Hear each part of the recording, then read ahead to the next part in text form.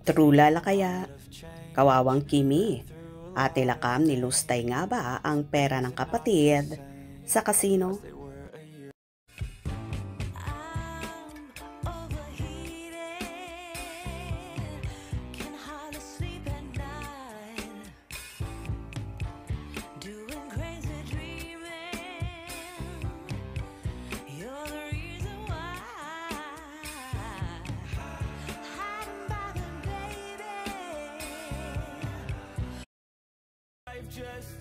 How true na kaya na humantong sa unfollowan si Kim Chiu at ang kanyang ate Lakam ay may kinalaman sa pera at pagka-addict sa kasino? Usap-usapan ito ng mga mosang sa Reddit matapos maispatan na mga matanglawin na fanay na hindi na pinafollow ni na Kim at Lakam ang isa't isa sa Instagram. Say ng mga netizen, ungrateful sibling kung tutuusin yung actress na bumubuhay sa kanila. Kaya hindi ko gusto mga gestures ng kapatid sa Instagram. Mayabang.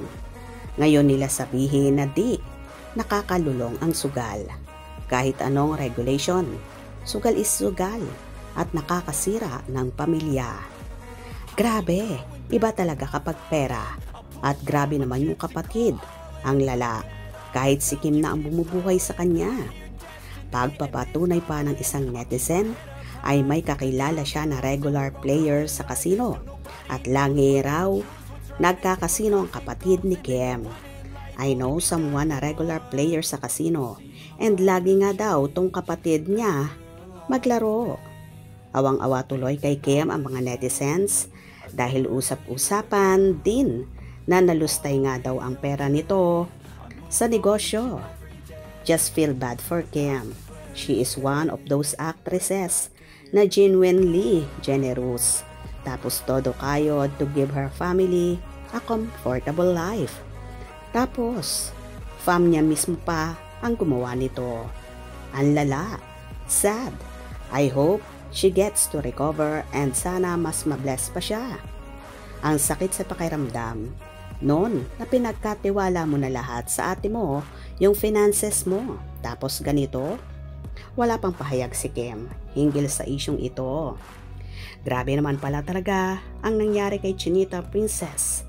Kung totoo man ito na nalustay ng ate Lakam niya ang pera na pinaghirapan niya. Kaya naman nakakaawa pala talaga ang dalaga na halos wala na ngang pahinga. Maibigay niya lang ang ginhawang buhay para sa pamilya niya. Tapos ito pang ibabalik sa kanya. At sana naman maging lesson learned na rin ito kay Kim na kahit kapatid mo pa yan ay wag na wag mong ipagkakatiwala ang lahat. Lalo na sa larangan ng pera. Dahil baka pagsisihan mo rin ang lahat. Nang naipundar at pinaghirapan mo ay mauwi lang sa wala.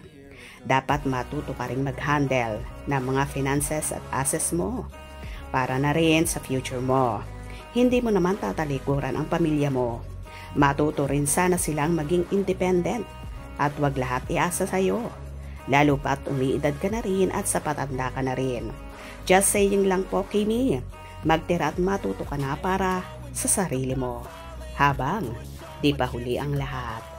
Hope you enjoyed. Please subscribe for more info.